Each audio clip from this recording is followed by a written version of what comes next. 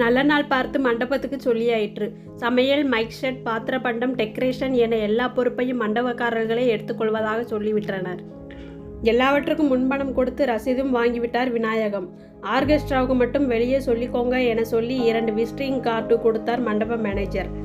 அதில் maestro இசைக்குழுவை book செய்தார் விநாயகம். விநாயகம் செய்யும் ஏற்பாடுகளை பார்த்துவிட்டு, என்னங்க நீங்க, இதெல்லாம் தேவையா, ஊர் கேலி பண்ண போகுது என்றால் மனைவி அமுதா.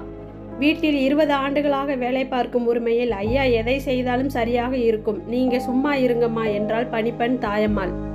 மதியம் சாப்பிட்டதும் எல்லாரும் ரம்யாவோட ஃபங்க்ஷனுக்கு புடவை எடுக்க போறோம், தயாராகுங்க என்றார் விநாயகம். இந்த புடவை உனக்கு நல்லா இருக்கும் ரம்யா, எடுத்துக்கோ. அமுதா எடுத்து தந்ததை நிராகரித்தாள் ரம்யா. இதெல்லாம் புது டிசைன், மாடர்ன் பெண்களுக்கு பொருத்தமாகவும் ரிச்சாகவும் இருக்கும், விலையும் குறைவு. கடைக்காரர் சொன்னதை காதில் வாங்கவில்லை ரம்யா. அதை எடுத்து காட்டுங்க என 3வது அடுக்கில் 4வதாக இருந்த சேலையை கை காட்டினாள். இது 2வது துணிக்கடை. 3 மணி நேரமாக அலசுகின்றனர். இன்னும் எத்தனை கடை ஏறி இறங்க வேண்டுமோ என்ற அலுப்பு இருந்தாலும் அதை வெளிக்காட்டி கொள்ளவில்லை விநாயகம். இப்படி ஒரு புடவைக்கு மெனக்கெடும் இவர்கள் ஏன் வாழ்க்கையில் கோட்டை விடுகின்றனர் என சிந்தித்தார். ஏதாவது ஒரு புடவை சீக்கிரம் எடு ரம்யா, நேரம் ஓடிக்கிட்டே இருக்கு, பொறுமை இழந்து சொன்னால் அமுதா. உனக்குன்னா 1 மணி நேரம் தேடுவ, எனக்குன்னா அரை மணி நேரம் காத்திருக்க முடியாதா, கோவப்பட்டாள் ரம்யா. கோவத்துக்கு ஒன்றும் குறைச்சல் இல்லை, இந்த நிதானத்தையும் ஓடி போனப்ப காட்டியிருக்கலாம். மனசுக்குள் இருந்தது வாய் வழியே வெளிப்பட்டு விட்டது. எதிர்பார்க்கவில்லை, அடிபட்டு போனாள் ரம்யா. அம்மாவை திரும்பி பார்த்தாள். வாய் தவறி வந்துவிட்டது என்பதை உணர்ந்த அமுதா தலையை தொங்க போட்டு இருந்தாள். பொலபொலவென்று கண்ணீர் சிந்த, என்னை குத்தி காட்டி பேசுறியாமா என்றாள். சாரிடி, ஐ எம் வெரி சாரிடி என்றாள் அமுதா. எனக்கு புடவை எதுவும் வேண்டாம், வாங்க போகலாம் என கோபமும் அழுகையுமாய் வெளியேறினாள் ரம்யா. ரம்யா, அம்மா பேசினதை மனசுல வச்சுக்காத, அவ எப்பவும் இப்படித்தான், இது புதுசு இல்லை, உனக்கு பிடித்ததை வாங்கு, சமாதானம் செய்தார் அப்பா. கண்ணீரை துடைத்தபடி, எனக்கு எதுவும் வாங்க வேண்டாம், வாங்க போகலாம். லிப்டை தவிர்த்து கிடுகிடுவென இறங்கினாள். எவ்வளவு பிடிவாதம் பாருங்க, நான் என்ன சொல்லிட்டேன், இவ இப்படி கோச்சுக்கிறா. எதுவும் பேசாத, எல்லாம் உன்னாலதான். மகளின் பின்னாலேயே விநாயகமும் கீழே இறங்கினார். சற்று நேரம் அமைதி காத்து மூச்சரைக்க போனால் அமுதா. அன்று புடவை எதுவும் எடுக்கவில்லை. 6-7 ஆண்டுகளுக்கு முன் பொங்கல் சமயம் துணி எடுக்க போன போதும் இதே பிரச்சனை தான். நான் என்ன சொல்லிட்டேன்னு இவ இப்படி கோச்சுக்கிறா. அமுதா கேட்க, நீ கொஞ்சம் நேரம் சும்மா இரு, மனைவியை அதட்டினார் விநாயகம். அம்மாவும் வேண்டாம், நானும் வேண்டாம், நீ உனக்கு பிடிச்ச ட்ரெஸ்ஸை எடுத்துக்கோ என்றார் விநாயகம். அன்று ரம்யா சின்ன பெண். சமாதானம் செய்வதற்காக விநாயகம் அந்த வார்த்தை சொன்னார். ஆனால் அது கூட ரம்யாவுக்கு பிடிக்கவில்லை. பொம்பளை பிள்ளைக்கு இப்படியெல்லாம் செல்லம் கொடுக்காதீங்க, கண்டுச்சு வளருங்க, அவ போக்குக்கு போகாதீங்க என்றாள் அமுதா. நல்லதா கெட்டதோ கட்டிக்க போறது அவதானே, அவ இஷ்டப்படி விடுறதுல என்ன தப்பு என்று கேட்டார் விநாயகம். தப்புதான், இப்பவே இப்படி தன்னிச்சையாக செயல்படுறது தப்புதான், பின்னாலேயே தான் பெருசா வந்து நிற்கும். நாளைக்கே பிடிச்ச பையன்தான் கட்டுவேன்னு ஒத்த காலில் நிற்கலாம். அப்போ உன் இஷ்டப்படி இருமான்னு விடுவீங்களா? விட்டா என்ன தப்பு? விநாயகம் கேட்க அமுதாவின் முகம் சுருங்கியது. வீட்டினில் விநாயகம் நுழைந்த போது அறையில் கட்டிலில் குப்புறப்படுத்திருந்தாள் ரம்யா. லேசான விசும்பல் சத்தம் கேட்டதும், ரம்யா, ஏன் சின்ன பிள்ளையாட்டம் நடந்துக்கிற, எழுந்துரு, நீ அலறது சுத்தமா எனக்கு பிடிக்கல.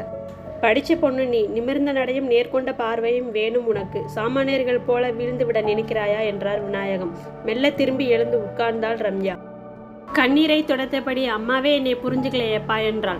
அவ உன்னை புரிஞ்சு காட்டி என்ன, அம்மாவை நீ புரிஞ்சுக்க. அவ பழைய சம்பிரதாயங்களில் ஊறிப்போன மனுஷி.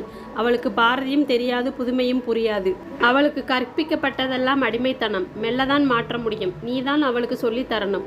சொல்லடிக்கு பயந்தா நீ முன்னேறவே முடியாது. அடுத்தவர்கள் என்ன நினைப்பார்களோ, என்ன சொல்வார்களோ என்று நினைத்து பயந்தால் அங்கே உன் சுயம் அடிபடும்.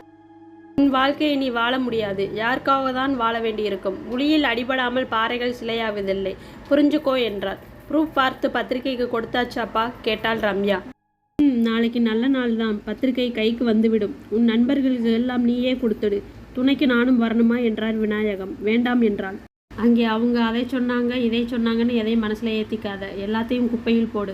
எல்லாரையும் அழைப்போம், வர்றவங்க வரட்டும், வராதவங்களை விட்டு விடுவோம். அவங்களுக்காக வருத்தப்படவும் வேண்டாம் என்றார். சரிப்பா, இரு, புதுசாக உடுத்திக்கோ, ஃப்ரெஷ்ஷாக ஃபீல் பண்ணு, உனக்கு ஒரு சந்தோஷம் கிடைச்சிருக்கு, அதை கொண்டாடு, வாழ்க்கையை ஒவ்வொரு நிமிஷமும் வாழ பழகு என்றார். இப்போ தெளிவாக இருக்கேன்ப்பா என்றார். குட் என முதுகில் தட்டி கொடுத்தார் விநாயகம். மனசுக்குள் ஒரு புது தெம்பு வந்திருப்பதை உணர்ந்தாள் ரம்யா. அச்சடித்த பத்திரிகைகள் வீட்டுக்கு வந்துவிட்டது. எல்லாருக்கும் கொடுப்பதா அல்லது முக்கியமானவர்களுக்கு மட்டும் கொடுப்பதா என முடிவுக்கு வர முடியாமல் குழம்பினர். நண்பர்கள், உறவினர்கள் யாரையும் விட வேண்டாம், எல்லாருக்குமே பத்திரிகை கொடுத்து விடலாம் என்றார். புது வீடு பால் காய்ச்சிய போது நிறைய பேருக்கு சொல்லாமல் விட்டு போனதை ஞாபகம் வைத்து யாரும் விட்டு போகாமல் எல்லாருக்கும் கொடுக்கணும் என்றார். கிராண்டா செய்யணுமா, நிறைய செலவாகுமேப்பா என்றாள் ரம்யா. ஆகட்டுமே, பணம் பற்றி உனக்கென்ன கவலை, நான் நிறைய சம்பாதிக்கிறேன், ஒரே வாரிசு நீ, எல்லாம் உனக்குத்தான் என்றார் விநாயகம். எல்லா பத்திரிகையிலும் மஞ்சள் தடவி இருந்தால் அம்மா. பார்த்ததும் ரம்யாவுக்கு சிரிப்பு வந்தது. மறுநாள் பத்திரிகைகள் எடுத்துக்கொண்டு காரை நோக்கி போனாள். எதிரே வந்த பால்காரர் வணக்கம் சொன்னதை ஏற்று பதில் வணக்கம் சொன்னாள். டிரைவரிடம் இன்னைக்கு காரை நானே ஓட்டுறேன், செல்ஃப் டிரைவிங் பண்ணி ரொம்ப நாளாச்சு என்றார். சரிம்மா என்றார் டிரைவர். முதலில் தோழி பத்மபிரியா வீட்டுக்கு போனாள். இவளை கண்டதும் கட்டிப்பிடித்து உருகினாள் உயிர் தோழி. பத்திரிகையை கொடுத்து அவசியம் வரணும்டி என்றாள். கண்டிப்பா வரண்டி என்றாள். நண்பர்களிடம் பத்திரிகையை நீட்டி அழைத்த இடத்தில் எல்லாம் இது நம் வீட்டு ஃபங்க்ஷன், நான் வராம இருப்பேனா என்றனர். எங்கள் வீட்டு விசேஷத்தில் நீ முன்ன நின்று எவ்வளோ வேலை பார்த்த, மறந்துடுவோமா? உன் வீட்டு விசேஷத்தில் நாங்கள் கண்டிப்பாக இருப்போம் என கூறினர் உறவினர்கள். ஆனாலும் இதெல்லாம் தேவையா என கேட்டனர் சிலர். மாலை 6 மணி களை கட்டியிருந்தது மண்டபம். டெக்கரேஷன் முடிந்து உள்ளே ஆர்கெஸ்ட்ரா பாடிக்கொண்டிருந்தனர். மின் விளக்குகள் சரம் சரமாய் தொங்கி வெளிச்சம் கொடுத்து கொண்டிருந்தன. இலை போட்டால் சாப்பிட தயாராய் இருந்தது கூட்டம். 7 மணிக்கெல்லாம் மண்டபம் நிறைந்து விட்டது. பெண்கள் பட்டுப்புடவையிலும் நகைகளிலும் தங்கள் அந்தஸ்தை காட்டினர். 8 மணிக்கு ஆர்கெஸ்ட்ராவை நிறுத்தச் சொல்லி மைக்கை கையில் வாங்கினார் விநாயகம். மை டியர் ஃப்ரெண்ட்ஸ் பேச ஆரம்பித்தார். கூட்டம் மொத்தமும் மேடை நோக்கி திரும்பியது. ரம்யாவும் அமுதாவும் அருகே வந்தமர்த்தனர். எங்கள் அழைப்பை ஏற்று இங்கே வந்த அனைவருக்கும் முதலில் என் நன்றியை தெரிவித்துக் கொள்கிறேன். இந்த விழா உங்கள் எல்லாருக்கும் ஆச்சரியம் அளிக்கலாம். யாரும் செய்யாத புதுமை என்று நீங்கள் பாராட்டலாம், அல்லது இதெல்லாம் தேவையா என்று கேட்கலாம். அப்படி சிலர் பத்திரிகை கொடுக்கும்போது கேட்டீர்கள். அவர்களுக்கு பதில் சொல்ல வேண்டியது என் கடமை. பிறந்த நாள் விழா, திருமண நாள் விழா என்றால் எல்லாரும் சந்தோஷமாக கலந்து கொள்வோம்.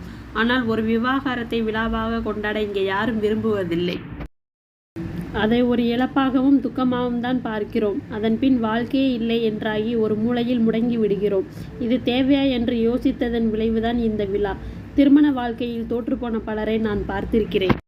இனி எல்லாம் முடிந்து விட்டது என்ற விரக்தியில் தற்கொலைக்கு முயன்றவர்களை கண்டு வருத்தப்பட்டிருக்கிறேன். தேர்வில் தோல்வி அடைந்தால் மறுபடியும் பரீட்சை எழுவதில்லையா? அதுபோல வாழ்க்கையில் தோல்வி அடைந்தால் ஏன் மீண்டும் நல்லதொரு வாழ்க்கைக்கு முயற்சிக்க கூடாது? நம் வீட்டு பெண்களுக்கு ஜாதியிலும் சரி ஜாதகத்திலும் சரி பொருத்தம் பார்த்துதான் மனமெடுத்து வைக்கிறோம். எல்லாரது வாழ்க்கையும் சந்தோஷமாக இருக்கிறதா? என் மகள் ரம்யா வாழ்க்கையும் அப்படிதான் ஆயிற்று. காதலித்த இருவரும் வாழ்க்கையில் சேர்ந்து பயணம் செய்ய முடியவில்லை. பெரியவர்கள் சமாதானம் செய்தோம், சேர்த்து வைக்க முயற்சி செய்தோம், முடியவில்லை. எங்கள் கௌரவத்திற்காக அவர்கள் சேர்ந்து வாழ வேண்டும் என நாங்கள் நிர்பந்திக்கவில்லை. இதோ அவர்களின் உணர்வுகளை புரிந்து கொண்டு குடும்ப நல நீதிமன்றமும் அவர்களுக்கு விவாகரத்து கொடுத்து விட்டது.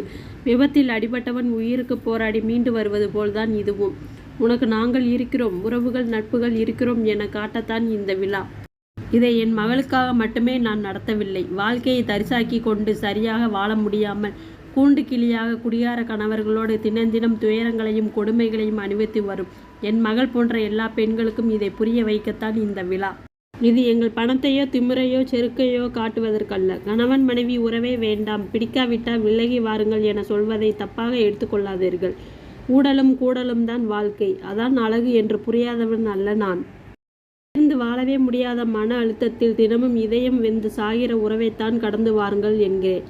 தயவு கூர்ந்து என் ஆசையெல்லாம் வாழ்க்கையை சந்தோஷமாக கொண்டாடுகள் என்பதுதான் என கண்ணில் தழும்பிய நீரை துடைத்தபடி சொன்னார் விநாயகம்.